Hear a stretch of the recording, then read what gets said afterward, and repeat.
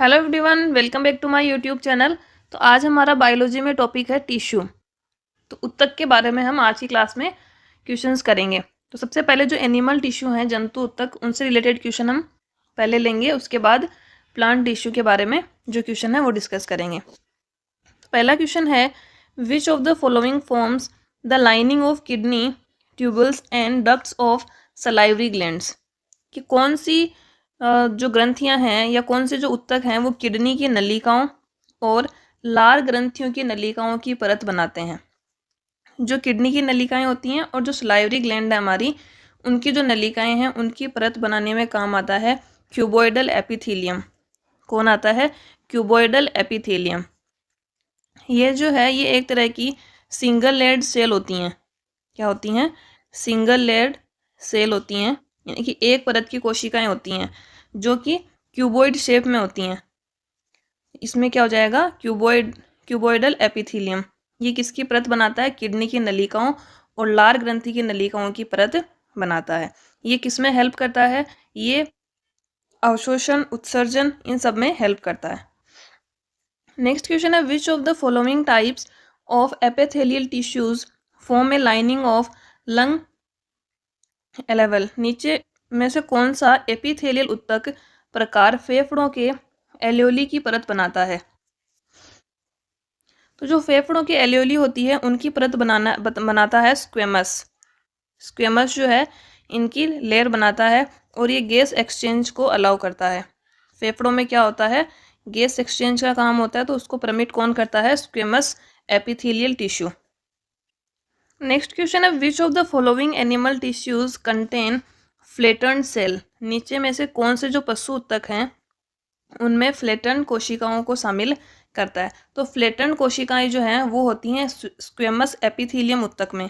किस में होती हैं? स्क्वेमस एपिथेलियम उत्तक में। और इसके बारे में हमने क्या पढ़ा था कि जो ये फेफड़ों की एल्वियोली होती है उनकी परत भी बनाता है। कौन बनाता है? स्क्वेमस एपिथेलियम उत्तक। और इनमें जो कोशिकाएं पाई जाती हैं वो किस प्रकार की होती हैं? फ्लेटन्ड कोशिकाएं होती हैं। इसके अलावा क्यूबॉइडल एपिथेलियम भी हमारे जो है क्वेश्चन आ चुका है। अभी फर्स्ट क्वेश्चन यही था, क्यूबॉइडल एपिथेलियम। तो इसकी शेप किस प्रकार की होती है? इसमें जो कोशिकाएं होती हैं वो क्यूबॉइड शेप में होती हैं। और ये जो किडनी होती है उसकी नलिकाओं और लार ग्रंथियों की नलिकाओं का निर्माण करता है। अगला क्वेश्चन है, which of the following is primarily responsible for the movement of the human body. इनमें से कौन सा मुख्य रूप से मानव शरीर की गति के लिए जिम्मेदार है? कि हमारी जो ह्यूमन बॉडी है उसमें जो मूवमेंट होता है उसके लिए कौन जिम्मेदार है? तो मानव शरीर में गति होने के लिए एक तो जो हमारी मांसपेशियां होती हैं उनमें मूवमेंट होना जरूरी है। तो इसमें कौन काम आएगा? मांसपेशी उत्तक। और मांसपेशी उत्तक को इंस्ट्रक्ट करने के लिए जो है वो तंत्रिका उत्तक काम में आता है। तो कौन कौन से दो उत्तक काम में आएंगे? एक तो मूवमेंट होगा किसकी वजह से? मांसपेशियों की वजह से। तो मांसपेशी उत्तक काम में आएगा और उनको इंस्ट्रक्ट या उनको ऑर्डर कौन देता है? तंत्रिका उत्तक। तो ये दोनों जो हैं ये दोनों जिम्मेदार हैं ह्यूमन बॉडी के मूवमेंट के लिए। तो ये हमें किस में दे रखा है? पहला है तंत्रिका और संयोजी उत्तक, बी है मांसपेशी और संयोजी उत्तक, सी दे रखा है तंत्रिका और मांसपेशी उत्तक का संयोजन। तो ऑप्शन सी जो है सही हो जाएगा इसमें। नेक्स्ट क्वेश्चन है, bone is an example of which of the following types of tissue. नीचे में से कौन सा उत्तक प्रकार जो है वो हड्डी का उदाहरण है? तो हड्डी है जो वो किस प्रकार का टिश्यू होता है? हड्डी क्या काम करती है? वो दो चीज़ों को जोड़ने का काम करती है। तो एक तरह से वो क्या है? संयोजी उत्तक है। क्या है? संयोजी उत्तक या कनेक्टिव टिश्यू। क्या काम कर रही है? वो कनेक्ट करने का काम कर रही है। तो कौन सा हो जाएगा? संयोजी उत्तक, ऑप्शन सी। अगला क्वेश्चन है, in which of the following is cartilage not present. ये जो नीचे ऑप्शन दिए हैं उनमें से किस में कार्टिलेज या उपास्थि उपस्थित नहीं होते हैं? तो फर्स्ट थिंग, कार्टिलेज होता क्या है? कार्टिलेज एक तरह का कनेक्टिव टिश्यू है। ये स्ट्रॉन्ग और फ्लेक्सिबल क्या होते हैं? स्ट्रॉन्ग और फ्लेक्सिबल कनेक्टिव टिश्यू होते हैं। कनेक्टिव टिश्यू जो कि क्या काम करते हैं? ये जो जॉइंट होते हैं बॉडी में, जॉइंट और जो हमारी हड्डियां होती हैं बोन्स, उनको प्रोटेक्ट करने का काम करता है। उनको प्रोटेक्ट करते हैं कार्टिलेज। तो ये जो है मुख्यतः ये कहाँ कहाँ पर प्रेजेंट होते हैं? स्पाइन जो हमारी रीढ़ की हड्डी होती है उसमें प्रेजेंट होंगे, हमारे लेरिंग्स में होते हैं, लेरिंग्स, नोज, ईयर, लंग्स, इन सब में कार्टिलेज जो है प्रेजेंट होते हैं, और जो भी बोन्स और जॉइंट्स हैं वहाँ पर प्रेजेंट होंगे। तो हमने क्या बात की, कार्टिलेज होता क्या है। कार्टिलेज एक तरह का संयोजी ऊतक है, मजबूत और फ्लेक्सिबल कनेक्टिव टिश्यू है, जो कि कहाँ पाया जाता है, जो हमारे जॉइंट होते हैं और जो हमारी हड्डियाँ होती हैं उनको प्रोटेक्ट करने का वो काम करता है। और किन किन में पाया जाता है, spine, larynx, nose, ear, lungs, और जो भी जॉइंट्स और बोन्स हैं वहाँ पर ये उपस्थित होता है। इसमें फर्स्ट दे रखा है लैरिंग्स, स्वर यंत्र, तो इसमें पाया जाता है। बी है नोज, इसमें भी होता है। कान, कान में भी होता है। फोर्थ ऑप्शन है डी, तो किडनी में लैरिंग्स उपस्थित, लैरिंग्स नहीं, कार्टिलेज उपस्थित नहीं होता है, तो इसका आंसर क्या हो जाएगा, किडनी। अगला क्वेश्चन है which of the following tissues helps in tissue repair. कौन सा ऊतक जो है वो मरम्मत में मदद करता है, कि जो हमारे टिश्यू हैं वो डैमेज हो जाएं तो उनको रिपेयर करने का काम कौन सा ऊतक करता है, तो उनको रिपेयर करने का काम करता है एरियोलर टिश्यू। कौन सा करता है, एरियोलर टिश्यू, ऑप्शन ए। अगला क्वेश्चन है which of the following tissues is found below the skin and between the internal organs. निम्न में से कौन सा ऊतक जो है वो त्वचा के नीचे और आंतरिक अंगों के बीच पाया जाता है। तो जो मानव शरीर की त्वचा होती है और जो आंतरिक अंग होते हैं हमारे इंटरनल ऑर्गन, उनके बीच में पाया जाता है एडिपोज टिश्यू। कौन सा पाया जाता है, एडिपोज ऊतक, जिसको कि वसा ऊतक के नाम से भी जाना जाता है, क्योंकि हमारे शरीर में वसा का संग्रहण का काम कौन करता है, एडिपोज ऊतक। ये फैट को स्टोर करता है, फैट को स्टोर करने का काम करता है एडिपोज टिश्यू। तो ये क्या करता है, एक तरह से जो हमारा शरीर है उसको इंसुलेशन जो है प्रदान करता है। इंसुलेशन प्रदान करके ये जो हमारा बॉडी का टेम्परेचर है उसको मेंटेन करने का काम करता है, मेंटेन द बॉडी टेम्परेचर।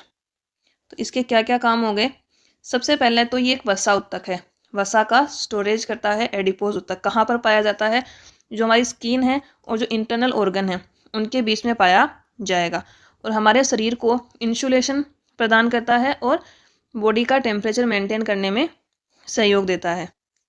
तो कौन सा हो जाएगा, एडिपोज ऊतक, ऑप्शन ए। नेक्स्ट क्वेश्चन है which of the following parts of the human body is or are not line with squamous epithelium. निम्न में से कौन से भाग जो हैं वो स्क्वेमस एपिथेलियम से रेखांकित नहीं होते हैं। तो जो स्क्वेमस एपिथेलियम होते हैं उनमें लार्ज और फ्लैटन्ड सेल जो है उपस्थित होती हैं, लार्ज और फ्लैटन्ड सेल होती हैं, ये हमने बात कर ली है। तो ये, और इनमें जो न्यूक्लियस होता है उसकी साइज कम होती है, न्यूक्लियस जो है उसकी साइज कम होती है, स्मॉल न्यूक्लियस इनमें उपस्थित होता है। तो ये मुख्यतः जो स्क्वेमस एपिथेलियम है वो कौन कौन से अंगों में पाया जाता है, एक तो हमारी स्किन में होता है, स्किन के अलावा माउथ, माउथ और ईसोफेगस में होता है, ईसोफेगस में होता है। तो इसमें देखते हैं, ऑप्शन ए में दे रखा है माउथ में होता है, स्किन में होता है, ईसोफेगस में होता है। ऑप्शन डी दे रखा है किडनी नलिकाएं। तो किडनी नलिकाएं उनमें कौन सा होता है, क्यूबॉइड, क्यूबॉइड एपिथेलियम होता है। कौन सा होता है, क्यूबॉइड एपिथेलियम। और बाकी जो ये तीन है उनमें कौन सा होता है, स्क्वेमस एपिथेलियम। नेक्स्ट क्वेश्चन है which is the fat accumulating tissue in our body. हमारे शरीर में वसा संचय करने वाला ऊतक कौन सा है। तो फैट स्टोरेज करने का काम कौन सा ऊतक करता है, एडिपोज। कौन सा करता है, एडिपोज। और ये कहाँ पाया जाता है, स्किन और जो हमारे इंटरनल ऑर्गन है उनके बीच में पाया जाता है। और जो एडिपोज टिश्यू हैं वो दो तरीके के होते हैं, एक तो वाइट एडिपोज टिश्यू होते हैं, एक ब्राउन एडिपोज टिश्यू होते हैं, WAT और BAT। तो इसका आंसर क्या हो जाएगा, D, adipose tissue. Next question है which of the following is not a type of animal tissue. निम्न में से कौन सा एक पशु ऊतक का प्रकार नहीं है, कि इनमें से कौन सा एनिमल टिश्यू नहीं है। तो इसमें फर्स्ट ऑप्शन दे रखा है मेरिस्मेटिक टिश्यू। तो इसमें मेरिस्मेटिक टिश्यू जो है ये एक तरीके का पादप ऊतक है, प्लांट टिश्यू है, इसका आंसर यही हो जाएगा। उसके अलावा एपिथेलियल, मस्कुलर और कनेक्टिव टिश्यू, ये तीनों जो हैं एनिमल टिश्यू होते हैं, एपिथेलियल, मांसपेशी और संयोजी। जो मेरिस्मेटिक है वो कौन से होते हैं, प्लांट टिश्यू होते हैं। नेक्स्ट क्वेश्चन है blood is a type of tissue. रक्त एक किस प्रकार का ऊतक है। तो जो हमारा ब्लड होता है वो एक तरीके का कनेक्टिव टिश्यू होता है, संयोजी ऊतक होता है। कौन सा होता है, कनेक्टिव टिश्यू। नेक्स्ट क्वेश्चन है व्हाट इज टिश्यू, ऊतक क्या है। तो ऊतक क्या होता है? ऊतक एक तो कोशिकाओं का समूह है, जो सेल होती हैं उनका ग्रुप होता है। कोशिकाओं का समूह होता है जो कि उनका ओरिजिन सेम हो, ओरिजिन उनका फंक्शन सेम हो, उनका फंक्शन सेम हो और उनका जो फॉर्म है ये हम कहें कि उनका रूप सेम हो। सब कुछ सेम होना चाहिए। जो एक तरीके की कोशिकाएं होती हैं जो दिखने में एक जैसी होती हैं, उनका फंक्शन एक जैसा होता है, उनका जो ओरिजिन है, उनकी उत्पत्ति है वो एक जैसी हो, तो वो मिलकर एक टिश्यू का निर्माण करती हैं। तो देखते हैं, पहला ऑप्शन दे रखा है कोशिकाएं जो उत्पत्ति में समान होती हैं लेकिन रूप और कार्य में भिन्न होती हैं। तो ये जो है रूप और कार्य में भिन्न नहीं होती हैं। बी है कोशिकाएं जो उत्पत्ति में भिन्न होती हैं लेकिन रूप और कार्य में समान होती हैं। तो ये भी गलत है। सी दे रखा है कोशिकाएं जो रूप और कार्य में भिन्न होती हैं। ये भी गलत है। डी दे रखा है कोशिकाएं जो उत्पत्ति, रूप और कार्य में समान होती हैं। तो इसमें हो जाएगा आंसर डी। नेक्स्ट क्वेश्चन है blood and bones are examples of. रक्त और हड्डियां किसके उदाहरण हैं? तो रक्त और हड्डियां संयोजी ऊतक के उदाहरण हैं। किसके हैं? कनेक्टिव टिश्यू के एग्जाम्पल हैं। नेक्स्ट है the lining of the mouth is made up of. जो मुंह की परत है वो किससे बनी होती है? तो मुंह की परत की हमने बात की थी, जो स्क्वेमस एपिथेलियम होता है उससे किसका निर्माण होता है? मुंह की परत का निर्माण होता है। स्क्वेमस एपिथेलियम में कोशिकाएं किस प्रकार की होती हैं? फ्लैटेंड कोशिकाएं होती हैं, साइज में बड़ी होती हैं, लार्ज सेल होती हैं और जो न्यूक्लियस होता है उनका वो स्मॉल होता है। तो इसमें कौन सा हो जाएगा? Option C. नेक्स्ट क्वेश्चन है there are many organs in our body which of the following organs is the largest. हमारे शरीर में कई अंग होते हैं, उनमें से सबसे बड़ा अंग कौन सा है? तो जो उत्तक होते हैं, उत्तक मिलकर क्या करते हैं? अंग बनाते हैं। तो हमारे शरीर में सबसे बड़ा अंग या हम कहें ऑर्गन कौन सा है? जो हमारी स्किन होती है वो सबसे बड़ा अंग होता है मानव शरीर का। तो कौन सा हो जाएगा? त्वचा। नेक्स्ट क्वेश्चन है identify an example of connective tissue in humans. मानव में संयोजी ऊतक का उदाहरण पहचाने। तो संयोजी ऊतक कौन से होते हैं? जो कि एक ऑर्गन को दूसरे ऑर्गन से कनेक्ट करते हैं। Connects one organ to another, one organ to another organ, यानी कि एक ऊतक से दूसरे ऊतक को जोड़ने का जो काम करते हैं उसको हम कौन से टिश्यू कहते हैं? कनेक्टिव टिश्यू या संयोजी ऊतक। अब ऑप्शन हमें क्या क्या दे रखे हैं? मांसपेशियां, कोशिकाएं, हड्डियां। तो हड्डियों का हम क्वेश्चन देख चुके हैं कि हड्डियां कौन सा ऊतक होती है, क्वेश्चन आया था अभी। तो हड्डियां कौन सा ऊतक होती है? कनेक्टिव टिश्यू होती हैं। ब्लड और जो हमारी बोन्स होती हैं वो कौन सी होती है? Connective tissue. तो इसमें क्या हो जाएगा? Option C. नेक्स्ट क्वेश्चन है stratified squamous epithelium is present in. Stratified squamous epithelium कहाँ पाया जाता है? तो जो स्ट्रेटिफाइड स्क्वेमस एपिथेलियम है वो स्किन में पाया जाता है। किस में पाया जाता है? त्वचा में। तो इसमें क्या हो जाएगा? आंसर डी हो जाएगा, stratified squamous epithelium. Next question है tissues consist of matrix and cells are embedded in matrix. कौन से ऊतक जो मैट्रिक्स से बने होते हैं और जो कोशिकाएं होती हैं वो मैट्रिक्स में एम्बेडेड या उसमें सन्निहित होती हैं, उसमें सन्निहित होती हैं। तो ये होते हैं संयोजी ऊतक। जो कनेक्टिव टिश्यू होते हैं वो मैट्रिक्स से बने होते हैं और उनमें जो सेल्स होती हैं वो उस मैट्रिक्स में सन्निहित होती हैं, एम्बेडेड होती हैं। तो इसका आंसर हो जाएगा ए। नेक्स्ट क्वेश्चन है what are the types of muscle tissue. मांसपेशी ऊतक के प्रकार कौन से हैं? तो मांसपेशी ऊतक जो हैं वो 3 प्रकार के होते हैं। 3 कौन कौन से होते हैं? एक तो होते हैं स्ट्रेटेड टिश्यू, स्ट्रेटेड मसल, जिनको हिंदी में बोलते हैं हम रेखित पेशी। दूसरा होता है स्मूथ मसल, स्मूथ मसल, इनको हिंदी में बोलते हैं अरेखित पेशी, अरेखित पेशी। थर्ड होते हैं कार्डियक मसल। कौन से हो जाएंगे? कार्डियक मसल, इनको बोलते हैं हृदय पेशी। तो कौन कौन से 3 तरीके के मसल टिश्यू होते हैं? Striated muscle, striated muscle, smooth muscle और कार्डियक मसल। रेखित पेशी, अरेखित पेशी और हृदय पेशी। नेक्स्ट क्वेश्चन है the outermost layer of human body skin is called. मानव शरीर की जो स्किन होती है उसकी सबसे बाहरी परत को क्या कहा जाता है? तो ह्यूमन बॉडी की जो सबसे आउटर मोस्ट लेयर है उसको कहते हैं एपिडर्मिस। क्या कहते हैं? एपिडर्मिस। और ये किससे बनी होती है? ये बनी होती है स्ट्रेटिफाइड एपिथेलियम से, स्ट्रेटिफाइड एपिथेलियम से इसका निर्माण होता है। इसमें क्या हो जाएगा? Option C. नेक्स्ट क्वेश्चन है which of the following is not A connective tissue. निम्न में से कौन सा संयोजी ऊतक नहीं है। तो इनमें से पहला दे रखा है तंत्रिका कोशिका। तंत्रिका कोशिका जो है ये तंत्रिका ऊतक का भाग होती हैं।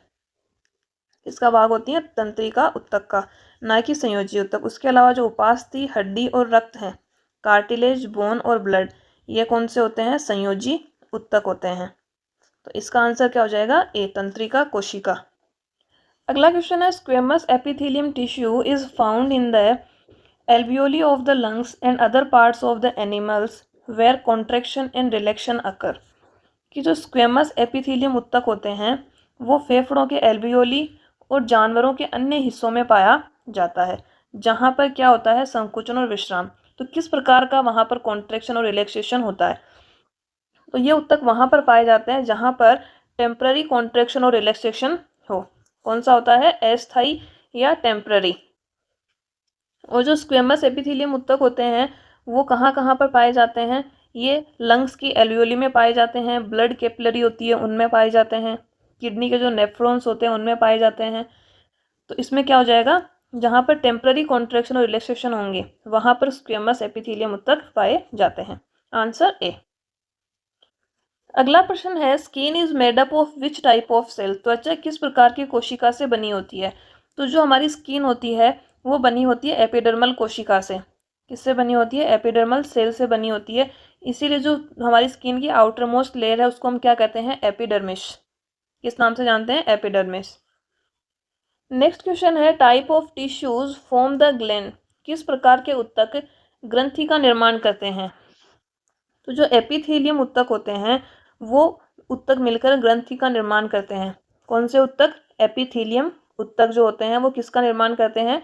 ग्रंथि का निर्माण करते हैं। नेक्स्ट क्वेश्चन है histamine secreting cells are found in. Histamine स्रावित करने वाली कोशिकाएं कहाँ पाई जाती हैं? तो हिस्टामाइन स्रावित करने वाली कोशिकाएं जो हैं उनको हम बोलते हैं मास्ट कोशिकाएं या मास्ट सेल के नाम से इनको जाना जाता है। ये हिस्टामाइन को जो है सीक्रेट करती हैं। तो ये पाई जाती हैं संयोजी ऊतक में, कनेक्टिव टिश्यू में पाई जाती हैं मास्ट सेल, और ये हिस्टामाइन नाम का एक पदार्थ स्रावित करती हैं। तो इसमें क्या हो जाएगा? Connective tissue. नेक्स्ट क्वेश्चन है areolar tissue act as a filler tissue between. Areolar ऊतक किनके बीच भरने वाले ऊतक के रूप में कार्य करते हैं? तो एरोलर ऊतक का एक क्वेश्चन हमारे पहले आया था, उसमें यह पूछा था कि जो कौन से ऊतक हैं वो ऊतक की मरम्मत करने के काम में आते हैं। तो उसका आंसर क्या था? एरोलर ऊतक। तो जो एरोलर ऊतक होते हैं वो स्किन और मसल्स के बीच में जो है फिलर टिश्यू के रूप में कार्य करते हैं, कि वहाँ पर जो गैप होता है उसको भरने का काम कौन करते हैं? एरोलर टिश्यू करते हैं। किन किन के बीच में? त्वचा और मांसपेशियों के बीच में। तो इसमें हो जाएगा आंसर ए। तो ये हो गए हमारे एनिमल टिश्यू से रिलेटेड क्वेश्चन। अब कुछ क्वेश्चन जो है हम प्लांट टिश्यू से रिलेटेड करेंगे। तो इसमें फर्स्ट क्वेश्चन है parenchyma tissue is the most common simple permanent tissue in plants. Parenchyma जो है, पेरेनकाइमा ऊतक पौधों में सबसे सामान्य सरल स्थायी ऊतक है। पेरेनकाइमा, ये इसको हिंदी में यदि इसका नाम देखना है तो क्या होता है? मृदूतक। मृदूतक क्या है? पौधों में पाया जाने वाला एक सरल स्थायी ऊतक है। क्वेश्चन पूछ रहा है why is it known as chlorenchyma and aerenchyma in some plants. कि इससे कुछ पौधों में क्लोरेनकाइमा और एरेनकाइमा क्यों कहा जाता है? क्लोरेनकाइमा यानी कि हरित ऊतक। क्लोरेनकाइमा क्या होता है? हरित ऊतक। और एरेनकाइमा ये होता है वायु ऊतक। इनके नाम से इसको क्यों कहा जाता है? तो ये जो क्वेश्चन है इसके क्वेश्चन में ही आंसर छुपा है। इसमें क्या पूछ रहा है कि किसी पौधे में तो इसको बोलते हैं हरित ऊतक, क्लोरेनकाइमा। तो क्लोरेनकाइमा में जो क्लोरीन है वो कहाँ से है? क्लोरोफिल से। और क्लोरोफिल किस लिए काम आता है? प्रकाश संश्लेषण के लिए काम में आता है। तो क्लोरेनकाइमा उनके लिए यूज में लिया जाएगा जिनमें प्रकाश संश्लेषण की क्रिया होती है, यानी कि जिन पौधों में प्रकाश संश्लेषण के लिए क्लोरोफिल होगा उनको क्या कहा जाएगा? क्लोरेनकाइमा। और एरेनकाइमा, एरेनकाइमा यहाँ पर हम वायु के लिए यूज कर रहे हैं। तो इनमें क्या होते हैं? इनमें वायु कक्ष होते हैं। इनमें जो एक्वेटिक प्लांट्स होते हैं मोस्टली उनमें एयर स्पेस पाए जाते हैं जो कि उनको तैरने में मदद करते हैं। तो ऐसे प्लांट्स में जो पेरेनकाइमा टिश्यू होते हैं उनको एरेनकाइमा टिश्यू कहा जाता है। तो ये तो हो गया हमारा आंसर। अब देखते हैं ये कौन से ऑप्शन में हमें मिलता है। पहला कह रहा है क्लोरेनकाइमा, इसमें वायु कक्ष होते हैं, तो ये वायु कक्ष क्लोरेनकाइमा में नहीं होते, तो ऑप्शन ए तो यही गलत हो गया। बी कह रहा है कि क्लोरेनकाइमा, इसमें प्रकाश संश्लेषण के लिए क्लोरोफिल होता है, ठीक है, ये बात तो सही है। एरेनकाइमा, इसमें वायु कक्ष होते हैं और इन्हें ये तैरने में मदद करते हैं, तो ये वाला पॉइंट भी सही है, तो इसमें क्या हो जाएगा, ऑप्शन बी सही हो जाएगा। सी में सिर्फ क्लोरेनकाइमा के बारे में दे रखा है और ऑप्शन डी में जो है इसमें ये एरेनकाइमा और क्लोरेनकाइमा दोनों को जो है ऑपोजिट दे रखा है, इसका काम इसमें दे रखा है, इसका काम इसमें दे रखा है, तो इसका आंसर क्या हो जाएगा, बी। नेक्स्ट क्वेश्चन है generally plants have low energy needs when compare to animals, the main reason for this is the, आमतौर पर पौधों को जानवरों की तुलना में कम ऊर्जा की आवश्यकता होती है, इसके मुख्य कारण क्या हैं। तो इसका मुख्य कारण क्या है कि एक तो उनमें जो मृत कोशिकाएं होती हैं वो अधिक मात्रा में पाई जाती हैं और एक उनमें मूवमेंट नहीं होता, उनमें गति नहीं होती, तो इसके लिए भी उनमें जो है ऊर्जा की आवश्यकता कम होती है। तो इसमें फर्स्ट दे रखा है उत्तकों में मृत कोशिकाओं का अधिक अनुपात होना, तो फर्स्ट तो सही है। बी दे रखा है गतिशीलता का अभाव, तो ये भी सही है क्योंकि उनमें गति नहीं होती और जो चीज़ गति नहीं करेगी तो उसमें एनर्जी ह्रास भी कम होगा, तो उसमें एनर्जी की रिक्वायरमेंट भी कम होती है, तो ए और बी तो जो है वो हमारे सही होंगे। अब हम यहीं से ढूंढे तो हमारा ऑप्शन निकल के आ जाता है फर्स्ट, ए एंड बी। बाकी इन दो में तो बी दे नहीं रखा और बी में क्या है, बी के साथ में सी है ना कि ए, लेकिन हम आगे के ऑप्शन भी देख लेते हैं। सी में दे रखा है पौधे अपना भोजन स्वयं संश्लेषित करते हैं, तो इसका तो कोई जो है लिंक ही नहीं है कि उसमें एनर्जी ज़्यादा चाहिए होगी या कम चाहिए होगी। डी दे रखा है पौधे श्वसन के दौरान ऑक्सीजन छोड़ते हैं, तो इसका भी कोई रोल नहीं है, तो इसमें कौन सा हो जाएगा, ए और बी सही हो जाएंगे। नेक्स्ट है मेरिस्टेमेटिक टिश्यू सेल्स लेग, जो मेरिस्टेमेटिक उत्तक होते हैं उनमें किस प्रकार की कोशिकाओं, उनकी कोशिकाओं में किसका अभाव होता है।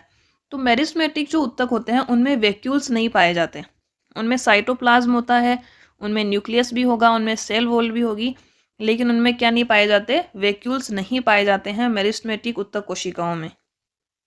नेक्स्ट है aerenchyma cells are present in, aerenchyma कोशिकाएं किस में पाई जाती हैं।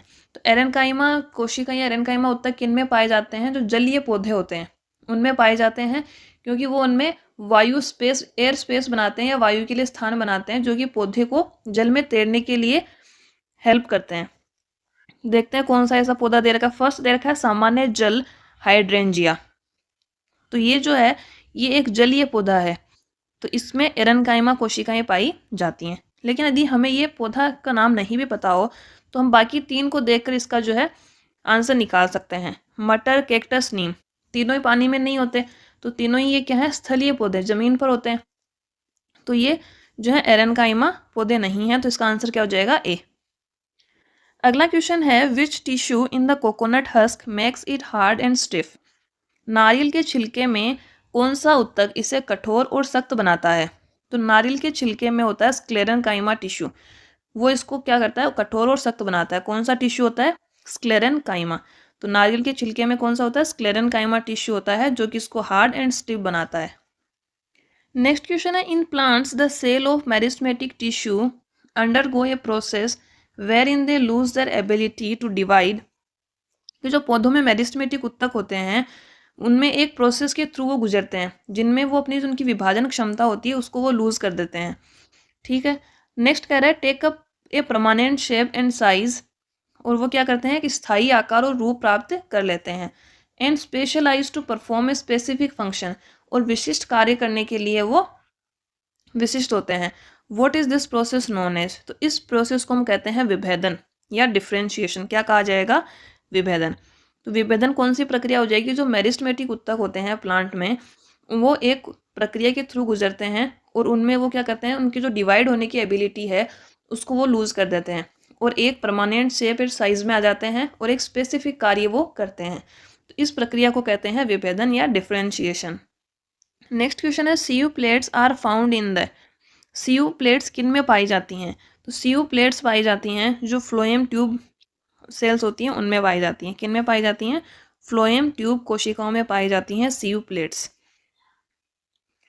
अगला क्वेश्चन है which cells in the xylem are responsible for storing food, कौन सी कोशिकाएं जाइलम में भोजन संग्रहित करने के लिए जिम्मेदार हैं। तो जाइलम में भोजन संग्रहित करने के लिए जिम्मेदार होती हैं पेरेन्काइमा कोशिकाएं। कौन सी होती हैं? Parenchyma cells. नेक्स्ट है which part of the plant is responsible for transporting water from the roots of the plant to the rest of the plant, कि पौधे के किस भाग के लिए पौधे की जड़ों से पानी पौधे के बाकी हिस्सों तक पहुंचाने की जिम्मेदारी है। कि हमारे पास कोई एक पौधा है और उसकी जो पानी होगा वो तो जड़ों से ही सोखता है पानी पौधा, तो जड़ों से लेकर यदि पत्तियों तक पानी पहुंचाना है तो ये काम कौन करेगा? ये काम करता है जाइलम। ये काम किसका है? जाइलम टिश्यू का। तो इसका आंसर क्या हो जाएगा? डी। तो जाइलम टिश्यू क्या करता है? पौधे की जड़ों से पानी उसके जो बाकी हिस्से हैं वहां तक वो उसको पहुंचाता है। नेक्स्ट है parenchyma and collenchyma are the types of tissue. Parenchyma and collenchyma किस प्रकार के उत्तक हैं? तो पेरेन्काइमा और जो कोलेन्काइमा है वो किस प्रकार के उत्तक हैं? सरल स्थायी उत्तक हैं। क्वेश्चन से भी हम आंसर निकाल सकते हैं। हमारा जो फर्स्ट क्वेश्चन था उसमें दिया था, उसमें सीधी लाइन क्या लिखी थी कि जो पेरेन्काइमा उत्तक हैं वो एक प्रकार के सरल स्थायी उत्तक हैं। तो हमें वहां से एक स्टेटमेंट मिल रहा था कि पेरेन्काइमा किस प्रकार के उत्तक है? सरल स्थायी उत्तक है। और वो चीज़ हमें यहाँ पर इस आंसर में काम आ रही है।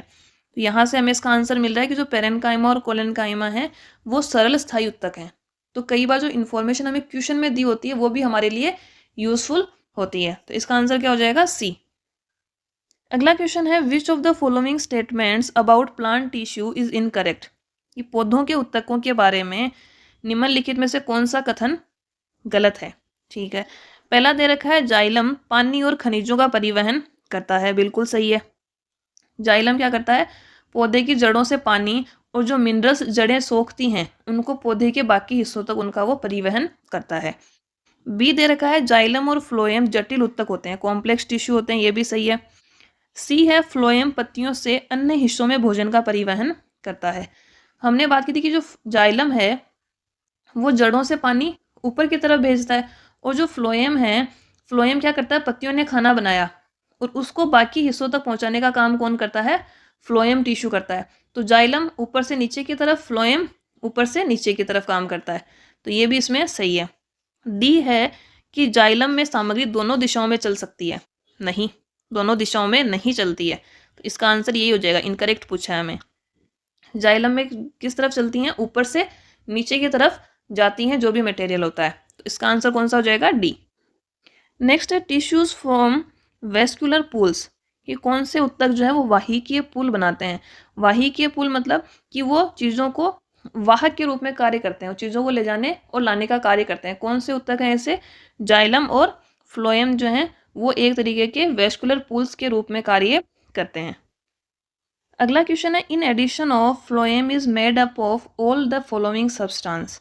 कि किसके अलावा फ्लोएम निम्नलिखित सभी पदार्थों से बना होता है। तो फ्लोएम किन किन से बना होता है उसकी बात कर लेते हैं। फ्लोएम 4 चीज़ों से मिलकर बना होता है। एक तो होती हैं सीव ट्यूब्स। कौन सी होती हैं? Sieve tubes. एक होता है कंपेनियन सेल, कंपेनियन सेल्स। एक होता है फ्लोएम पेरेन्काइमा। कौन सा होता है? Phloem parenchyma. और चौथा होता है फ्लोएम फिलामेंट्स। फ्लोएम फिलामेंट्स, ये इसको फ्लोएम फाइबर भी बोलते हैं। तो कौन कौन सी 4 चीज़ों से मिलकर बना होता है? Sieve tubes, companion cells, phloem parenchyma और फ्लोएम फिलामेंट या फ्लोएम फाइबर। अब इसमें कौन कौन से दे रखे हैं? सीव ट्यूब्स, ठीक है। दूसरा है फ्लोएम वेसल। तो फ्लोएम वेसल नाम की हमने कोई चर्चा नहीं की है, तो इसका आंसर यही हो जाएगा। उसके अलावा कंपेनियन सेल भी होती हैं और फ्लोएम फिलामेंट भी होते हैं। तो कौन सा जो है फ्लोएम के निर्माण में काम में नहीं आता है? फ्लोएम वेसल्स से मिलकर नहीं बने होते हैं। नेक्स्ट है which permanent tissue makes a plant hard and stiff. कौन सा स्थायी उत्तक पौधों को कठोर और सख्त बनाता है? तो कठोर और सख्त कौन बनाता है? स्क्लेरेन्काइमा। कौन सा टिश्यू बनाता है? स्क्लेरेन्काइमा। नेक्स्ट है which of the following is not a function of the epidermis of plants. कि जो पौधों की एपिडर्मिस है उसका कार्य क्या नहीं है? तो एपिडर्मिस का मुख्य कार्य होता है सुरक्षा प्रदान करना। तो फर्स्ट है प्रोवाइडिंग प्रोटेक्शन, सुरक्षा प्रदान करना है, तो सही है। बी दे रखा है बालों की मदद से इंसुलेशन स्थिर वायु परत का निर्माण करना। तो क्या करना, इंसुलेशन प्रोवाइड करना, ये भी एपिडर्मिस का कार्य है। सी दे रखा है उत्सर्जन का नियंत्रण, रेगुलेशन ऑफ ट्रांसपिरेशन, उत्सर्जन का नियंत्रण करना, ये भी इसका कार्य है। ऑप्शन डी है प्रकाश संश्लेषण करना। तो प्रकाश संश्लेषण करने का काम एपिडर्मिस का नहीं है। प्रकाश संश्लेषण कौन करता है, पौधे की पत्तियां करती हैं। तो इसका आंसर क्या हो जाएगा, डी।